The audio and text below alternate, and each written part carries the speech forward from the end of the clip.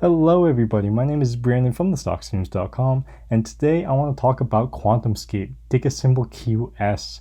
What I want to do first is I want to hop into Google so I can try and explain my point of view on why I think QuantumScape dropped over 40% of its value in one day, today, January 4th. And then I want to hop on over to the earnings report to see how QuantumScape is doing as a business and to see if it is investable. And then I want to go into the trading charts to try and find a level or two to buy QuantumScape if I want to buy QuantumScape. Now, let's get started. So here we are in Google, and here's a 6-month view of QuantumScape.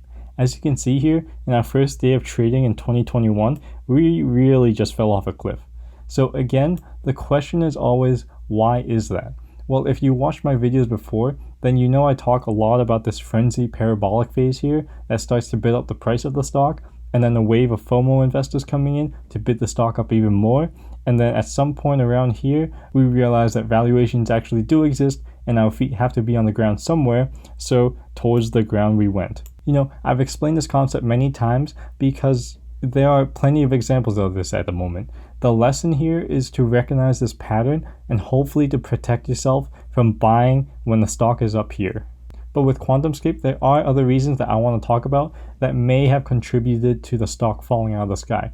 And that is one of these articles here by Seeking Alpha. If I scroll down, is this article here. So this article is actually very important if you are an investor in QuantumScape. QuantumScape is really focused on developing batteries for EV cars, and I think that this is the company's greatest strength. The use of EV cars will rise in the future for sure, and as more and more people are growing to adopt electric vehicles and clean energy. In my point of view, this dream of QuantumScape being the battery manufacturer for EV cars is what is important and has been the exciting part of the stock. If it comes true, then it certainly will do great things for the stock. However, without getting too much into the science, because I already have enough science on my day job, QuantumScape being at the edge of science has huge risks here. So let's move on to the article here. I already opened it up in a new tab, and I'm not going to bore you by going through this whole article directly, but I just want to bring up the fact that we are at the edge of science and failure is always in the realm of possibility. You have to be considering this if you are trying to invest in QuantumScape.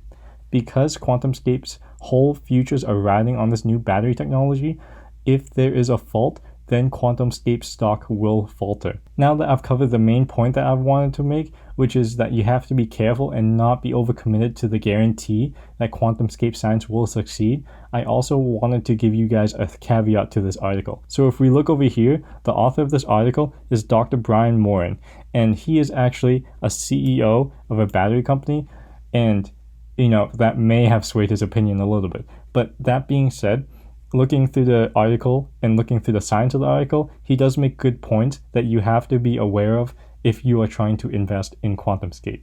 The main point here is that you have to be aware that there is a possibility of failure with QuantumScape's technology. I'm not saying that there is, I'm saying that you have to be aware of the possibility that there is. So let's just go back to Google here, and those are the two reasons why I think QuantumScape kind of fell off a cliff here. The real over-eagerness of investors that bid up the stock with the eventual realization that valuations matter, and then also that the realization that the battery technology may not guarantee success. Now, there could be other reasons for the stock fall as well, like QuantumScape filing to sell 300 million shares, which I'll put a link to in the description, but those two reasons are what I think is important. So now that we've covered that, I want to transition to the earnings report now. But before I do that, I want you to look at this market capitalization number here. So the market cap of QuantumScape is $18 billion with a B. And now that we've gotten that out of the way, I want to talk about the revenues. So if we look over here, the revenues is a dashed line. And the reason for that is because QuantumScape doesn't have any revenues yet. So when we go to the earnings report, I want to keep asking yourself, why are we basically saying that QuantumScape is worth $18 billion when I and probably you, when we make more money than they do right now? Now, I'm not trying to take a shot at QuantumScape here. I'm just trying to get you to ask yourself these questions about why we are valuating QuantumScape at $18 billion. Even though I've been sounding like a real negative Nancy for the past few minutes, I actually like the idea of QuantumScape a lot. the tech is really cutting edge, and if it works, then it probably will be an amazing transition for green energy. If it works, then this $18 billion market cap will likely expand. But, right now, these are just hopes and dreams. To me, if I'm going to invest in something, I want to know what the company is worth, exactly where my money is going, and when I can see a return on investment. So right now, I'm going to go into the earnings report, and, I'm going to explain to you why I think it's a little too early for me to get into QuantumScape. The point I wanted to make in this section is that I actually do like QuantumScape a lot. It's just that the numbers are not there yet for me. So after that little tangent, here we are in the expense report and the statement of operations. Frequent viewers of the channel may notice that there are no revenues listed here, and I've already gone on my tangent, so I'll spare you guys from that. But I just wanted to use this as a transition to say that the closest estimate of when QuantumScape will be making revenues is in 2026 or 2027. And I'll put a link to the Barron's article which talks about that in the description below. But the real point I want to make on the statement of operations here is that I want you to try and find a year-over-year view or quarter-over-quarter view so that we can find out how the company is doing. So, don't try too hard because it's not here. Because this company was made public through a SPAC, which is why you don't see QuantumScape out the top, it's this acquisition company. And because it just went public, this is really all the data we're getting. So this alone is a red flag to me and is turning me away from investing in QuantumScape. How can I judge whether or not to invest in a company if I can't see how the company is progressing? Also, another point I want to make here is that the expense report is not listing the research and development. And, that's important to me because this company is all about being on the edge of science and trying to make a new battery for EV vehicle. How much money are you spending on that research and development? I have no idea. So again, I know I'm sounding like a negative Nancy, and I really don't want to. I really like QuantumScape, but to me, the numbers are just not there. I don't know how to value a company who's not making any revenues right now, but that could change the whole EV game in a couple years. Also, I don't know if that 2026 timeframe for a turn of revenues is accurate. Again, this is just me. You have to come to your own conclusions about QuantumScape here. I'm just saying that you have to be careful while investing and really understand the risks that are involved if something doesn't work out.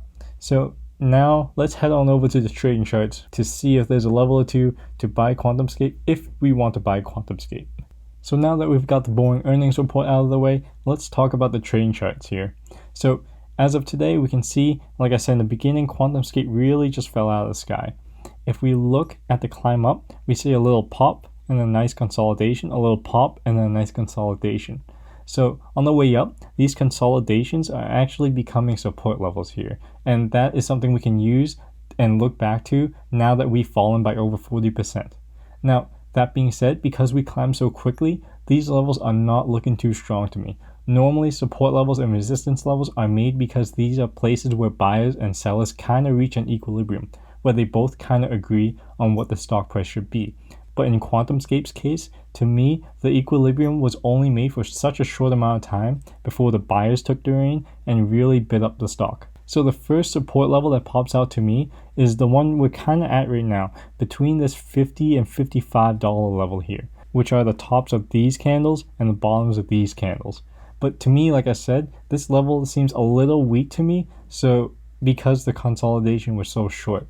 I see stronger resistance down here at this $35 level here, made by these candles around here.